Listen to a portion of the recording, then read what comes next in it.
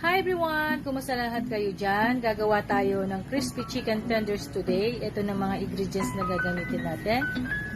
First, 2.5 pound chicken, 1 teaspoon salt, 1/4 teaspoon chili powder, optional, half teaspoon paprika, 1 teaspoon black pepper, 1 cup plain flour, 1 large eggs, 1 tablespoon salt, 1 teaspoon black pepper, 1 teaspoon garlic powder, 1 cup water, 1 cup plain flour, 1 tablespoon paprika. Now guys, start na natin paano paggawa ng chicken tenders. Ito guys, pagsama-sama lang natin itong ingredients natin dito sa chicken. Salt, paprika, black pepper, chili powder, optional. Ayan.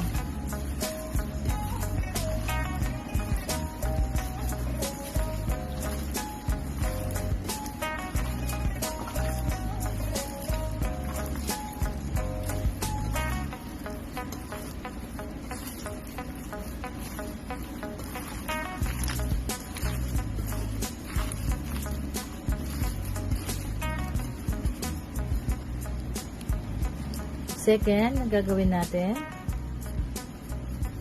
salt,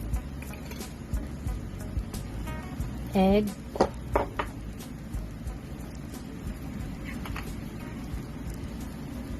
black pepper, garlic powder. Lagyan natin ng konti-konti tubig muna.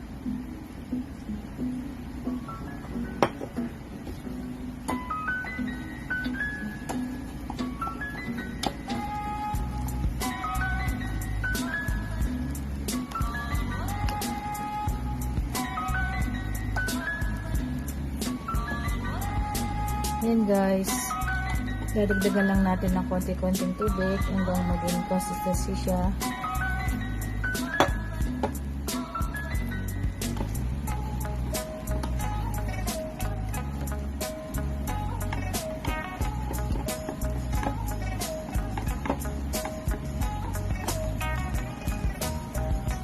Third, lagyan lang natin ng paprika tong plain flour natin.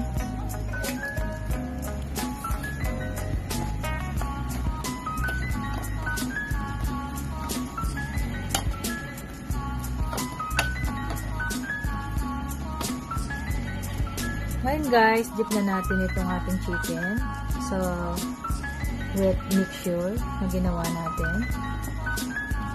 Ayan. Then, pahid lang natin sa dry na flour.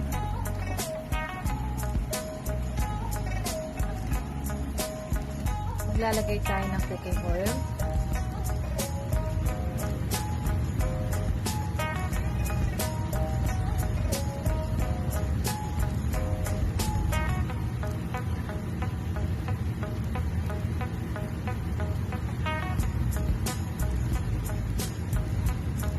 Ayan guys, lagyan na natin chicken.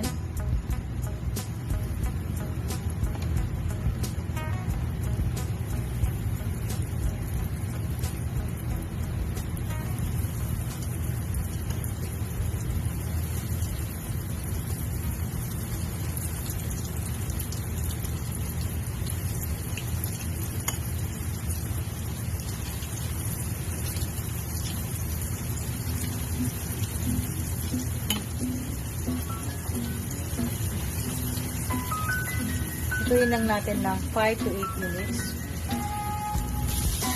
Balik na rin lang natin yung kabilang side.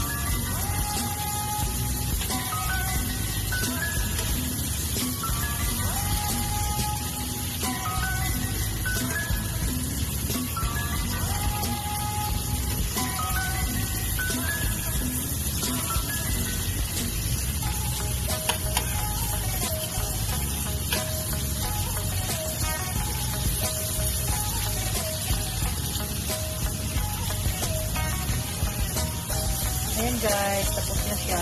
Lipat lang natin sa plato.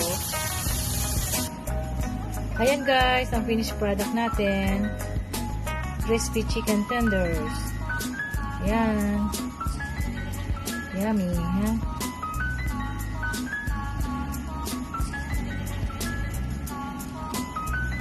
Bye!